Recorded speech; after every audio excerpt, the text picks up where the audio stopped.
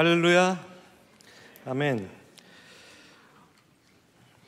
오늘 우리에게 주시는 하나님의 말씀 보겠습니다. 사도행전 20장 17절부터 21절까지 말씀입니다. 저랑 한 절씩 교독하시고 마지막 21절은 합독하시겠습니다. 하나님의 말씀입니다. 바울이 밀레도에서 사람을 에베소로 보내어 교회 장로들을 청하니 그런 첫날부터 지금까지 내가 항상 여러분 가운데서 어떻게 행하였는지를 여러분도 아는 바니 곧 모든 겸손과 눈물이며 유대인의 간계로 말미암아 당한 시험을 참고 주를 섬긴 것과 유익한 것은 무엇이든지 공중 앞에서나 각 집에서나 거리낌 없이 여러분에게 전하여 가르치고. 함께 읽겠습니다. 유대인과 헬라인들에게 하나님께 대한 회개와 우리 주 예수 그리스도께 대한 믿음을 증언한 것이라. 아멘. 신앙생활에 회개가 있는 신앙생활과 회개가 거의 없는 신앙생활에는 무슨 차이가 있을까요? 회개가 있는 신앙생활은 자신의 죄를 깊이 깨닫고 그 죄에서 돌이켜 하나님께로 나아가는 삶입니다. 회개의 삶은 단순히 잘못을 인정하고 후회하는 데서 그치지 않습니다. 진정한 회개는 성령님의 역사하심을 통해 우리의 마음과 삶이 근본적으로 변화되는 과정이라고 할 수 있습니다. 회개를 통해서 우리는 과거의 죄에서 돌이키고 하나님께로 나아가 새로운 삶을 시작하죠. 이 과정에서 성령님은 우리의 내면을 새롭게 하시고 우리 안에 하나님의 뜻에 순종하려는 마음과 거룩한 열매를 맺는 힘을 주십니다. 또한 회개가 있는 신앙생활은 더 이상 우리의 우리가 무거운 죄짐에 눌려있지 않고 진정한 자유를 누리게 합니다. 이로 인해서 참된 구원의 기쁨과 평안을 누리게 되죠. 반면에 회개하는 모습을 거의 찾아볼 수 없는 신앙생활은 어떨까요? 죄에 무감각해지고 자기 소견에 옳은 대로 자기 중심적인 태도로 빠지기 쉽습니다. 이것은 영적으로 메마른 상태로 이어지고 또 하나님과의 친밀한 관계를 점점 잃게 만듭니다. 그리고 결국 우리의 신앙에 하나님으로 인한 참된 평화를 누리지 못하게 되죠. 오늘 우리가 함께 읽은 본문에서는 이 사도 바울이 다음 선교 여정을 떠나기에 앞서서 에베소 교회의 장로들을 자신이 머물고 있던 밀레도로 불러서 고별 설교를 전하는 모습이 나옵니다. 여기에서 바울은 자신이 그동안 어떠한 마음으로 사역을 했는지 또 그의 사역에서 어떤 신앙의 핵심 주제를 강조해 왔는지를 말합니다. 오늘 우리는 바울이 강조한 그 신앙의 핵심 주제를 좀 더 확대해서 들여다보길 원합니다. 21절에서 바울은 자신이 증언한 신앙의 핵심 주제를 두 가지로 간추려 말합니다. 하나는 하나님께 대한 회개와 또 다른 하나는 예수 그리스도께 대한 믿음에 관한 것, 이 두 가지였습니다. 여기서 우리는 회개와 믿음이라는 이 신앙생활의 두 축을 발견합니다. 여기에서 우리가 꼭 알아야 하는 중요한 사실이 있습니다. 신앙은 언제나 하나님과의 관계 속에서 그 의미를 갖는다는 말입니다. 내 신앙은 하나님과의 관계 안에서 설명되고 이해되어질 수 있습니다. 예를 들어서 우리가 교회 안팎에서 헌신하며 다양한 사역에 참여하는 이유, 또 뿐만 아니라 우리가 하루하루를 살아가는 그 이유조차도 사실 그 근본적인 이유는 보면 바로 우리가 하나님하고의 관계 안에 있기 때문입니다. 내가 하나님과의 관계 안에서 하나님께 은혜를 입은 자로서 그리고 그 크신 은혜를 먼저 깨달은 자로서 하나님께 감사하며 하나님께서 기뻐하시는 일들을 위해서 기쁨으로 헌신하면서 사는 것, 그것이 바로 신앙인이 세상을 살아가는 모습입니다. 하지만 이런 하나님과의 관계가 잘 설정되어 있지 않으면 어떤 일이 벌어질까요? 괴상한 모습들이 나타납니다. 자기 소견에 옳은 대로 평생을 그렇게 자기 중심적이고 자기 의에 심취한 채로 신앙생활을 하게 됩니다. 결국 하나님과 점점 멀어지게 되죠. 이런 사람들이 교회 안에 많아지면 교회 공동체 전체에 부정적인 영향을 미칩니다. 바울이 에베소 교회 장로들에게 고별 설교를 할 때도 바울은 이런 위험성을 염두에 두고 있었습니다. 교회가 건강하게 세워지기 위해서는 신앙생활의 본질이 유지되어야 한다는 것을 알았던 거죠. 그러니까 성도의 신앙생활이 결국 하나님과의 관계 속에서 성숙해지고 또 무르익기 위해 필요한 것은 바로 하나님께 대한 회개와 예수 그리스도께 대한 믿음, 이것이 있어야 한다는 겁니다. 하나님께 대한 회개는 우리의 죄를 깊이 깨닫고 돌이키며 또 하나님께 나아가 새로운 삶을 시작하는 첫걸음이라고 할 수 있습니다. 그리고 예수 그리스도께 대한 믿음은 그 회개를 통해 얻어진 새 생명을 붙들고 예수님의 십자가와 부활을 믿으면서 그분의 뜻에 따라 살아가는 과정입니다. 바울은 이 두 가지가 신앙생활의 중심임을 에베소 교회 장로들에게 간곡히 부탁했습니다. 바울은 자신의 사역이 어떠했는지 그 삶의 본을 제시하면서 이 신앙의 핵심 주제를 굳게 붙들 것을 요청했습니다. 오늘날 우리에게도 마찬가지입니다. 우리가 신앙생활에서 흔들리지 않고 또 하나님과 동행하는 건강한 교회가 되기 위해서는 하나님께 대한 이 회개의 마음과 예수님께 대한 믿음이 있어야 합니다. 여러분의 신앙생활에는 회개와 믿음이 잘 자리 잡고 있습니까? 만약 하나님과의 관계가 소원해졌다면 오늘 이 순간 새롭게 회개하며 나아가는 기회가 되기를 소망합니다. 제가 20대 초반에 한 가지 깊은 신앙의 고민이 있었습니다. 신앙생활을 하면 제 마음을 사로잡았던 그 고민과 소망은 줄곧 이 거룩한 삶에 관한 것이었습니다. 하나님께서 내가 거룩하니 너희도 거룩하라 하신 대로 거룩하기를 사모하는 마음이 제게 있었습니다. 그렇게 되면 늘상 하나님의 뜻대로 사는 삶이 가능할 거라고 생각했습니다. 하지만 거룩한 삶을 살아가고자 하는 저의 소망과는 달리 일상의 선택의 순간마다 저의 선택과 행동은 늘 그 소망과는 거리가 멀었습니다.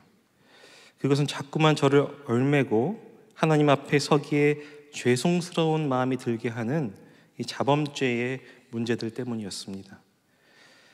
저에게 이런 생각이 참 많았습니다.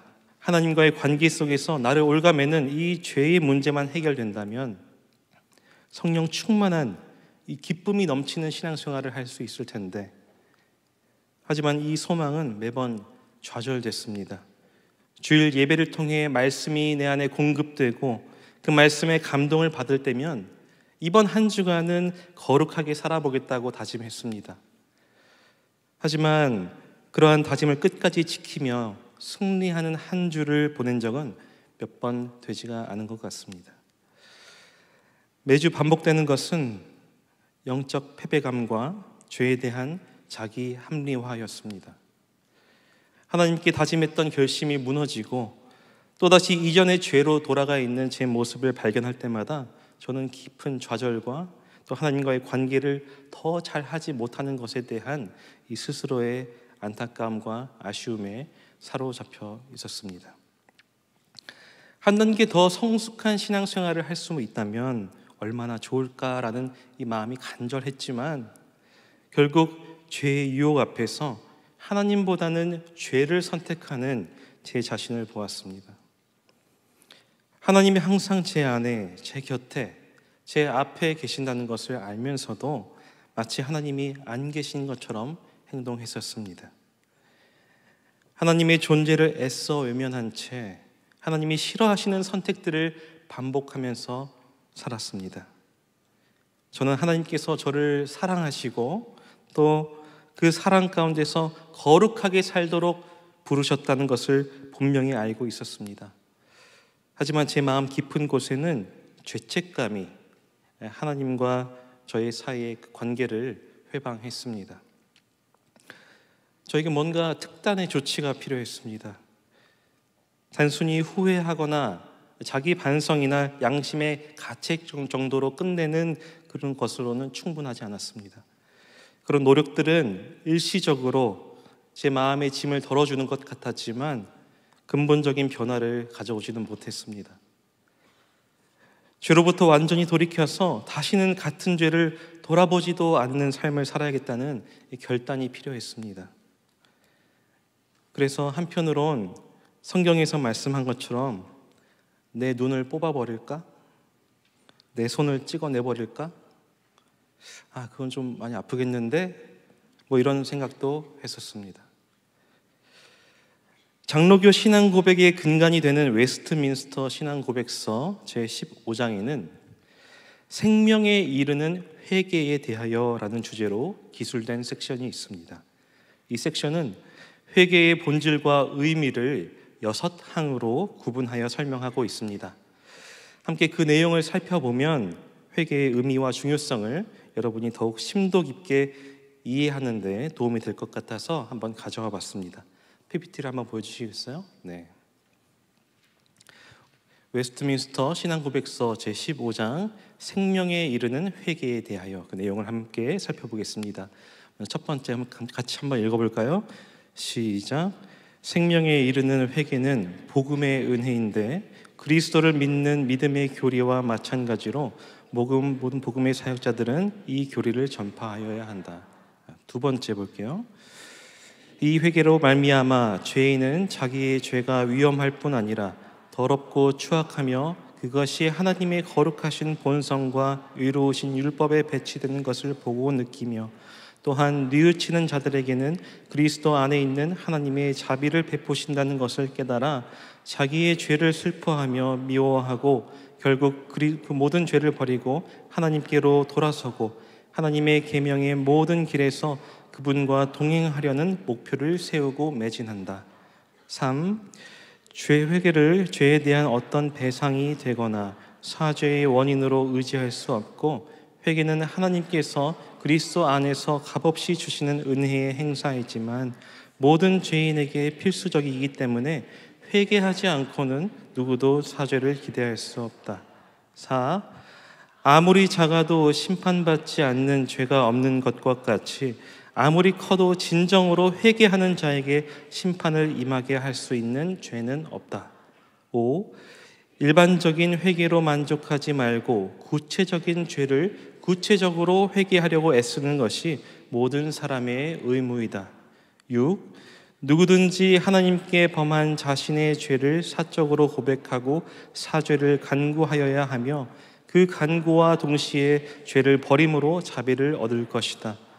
이와 마찬가지로 형제나 그리스도의 교회에 걸림돌을 놓은 자는 그 죄에 대하여 사적이거나 공적인 고백과 애통함으로 피해자들에게 자기의 회개를 표시해야 하며 이로써 피해자들은 그와 화해하고 그를 사랑으로 받아들여야 한다.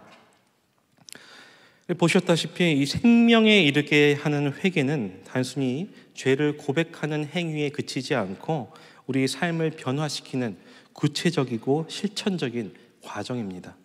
그리고 죄에서 돌이켜 하나님께로 나아가는 이 생명으로 이끄는 통로가 바로 회개입니다. 우리의 신앙 여정에서 사탄은 끊임없이 참소하면서 하나님과 우리의 관계를 회방합니다. 사탄의 목표는 우리가 생명나무이신 예수님으로부터 영적 생명과 영양분을 공급받지 못하도록 하고 또 성령의 열매를 맺지 못하게 만드는 것입니다.